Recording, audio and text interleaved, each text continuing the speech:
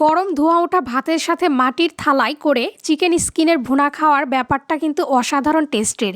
দারুণ একটি মজার রেসিপি নিয়ে আজকে হাজির হয়েছি। আজকে আমি তৈরি করে দেখাবো খুব অল্প সময়ে চিকেন স্কিন ভুনা।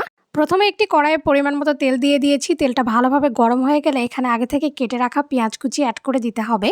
পেঁয়াজটা হালকা ব্রাউন কালার করে ভেজে নিতে হবে। হালকা ব্রাউন কালার হয়ে গেলে এখানে অ্যাড করে দিয়েছি আদা রসুনের পেস্ট। তো আদা রসুনের পেস্টটাকেও ভালো করে হালকা ব্রাউন কালার করে ভেজে নিতে হবে। এবার এখানে অ্যাড করে দিতে হবে গুঁড়া মশলা। এখানে অ্যাড করে দিলাম হলুদের গুঁড়া, শুকনা মরিচের গুঁড়া আর জিরা গুঁড়া।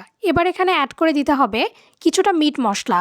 এখানে আমি মাংসের মশলা 2 চামচ মতো অ্যাড করে দিয়েছি। এতে করে দারুণ সুন্দর একটা ফ্লেভার আসবে। এবার সামান্য কিছুটা জল দিয়ে ভালো করে মশলাগুলো কষিয়ে নিতে হবে। এ পর্যায়ে গ্যাসের ফ্লেমটাকে অবশ্যই লো টু মিডিয়াম ফ্লেমে রেখে দিতে হবে।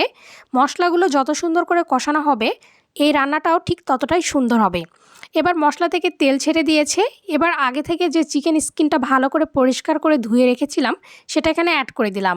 এবার চিকেন স্কিনটাকে খুব সুন্দরভাবে মশলার ভিতর কষিয়ে নিতে হবে। ভালো করে কষালেই এই রান্নাটা খেতে ভালো লাগবে। 5 মিনিট মতো চিকেন স্কিন ভালো করে কষিয়ে নিয়েছি। এ পর্যায়ে স্কিন থেকে খুব ভালো করে তেল ছেড়ে দিয়েছে।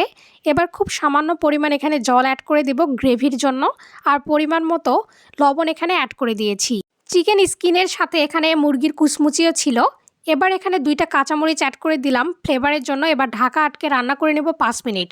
5 মিনিট পর ঢাকাটা উঠিয়ে নিলাম। এ পর্যায়ে গ্রেভি দেখতে এতটা সুন্দর হয়েছে এবং লোভনীয় হয়েছে, খেতেও দারুণ টেস্ট হবে। এবার গ্যাসের ফ্লেমটাকে লো ফ্লেমে রেখে এখানে গরম মশলার গুঁড়ো অ্যাড করে দিতে হবে। এতে করে দারুণ সুন্দর একটা ফ্লেভার আসবে। এবার কিছুক্ষণ নাড়াচাড়া করে নিতে হবে। এরপর এটা একদম পরিবেশনের জন্য রেডি হয়ে গেছে। এরকম চিকেন স্কিনের ভুনা খেতে কিন্তু ভীষণই ভালো লাগে। তো আপনাদের কার কার এই রেসিপিটি ভালো লাগছে তারা অবশ্যই আমাকে কমেন্ট করে জানাবেন। এটা গরম ভাতের সাথে খেতে কিন্তু অসাধারণ টেস্টের হয়ে থাকে।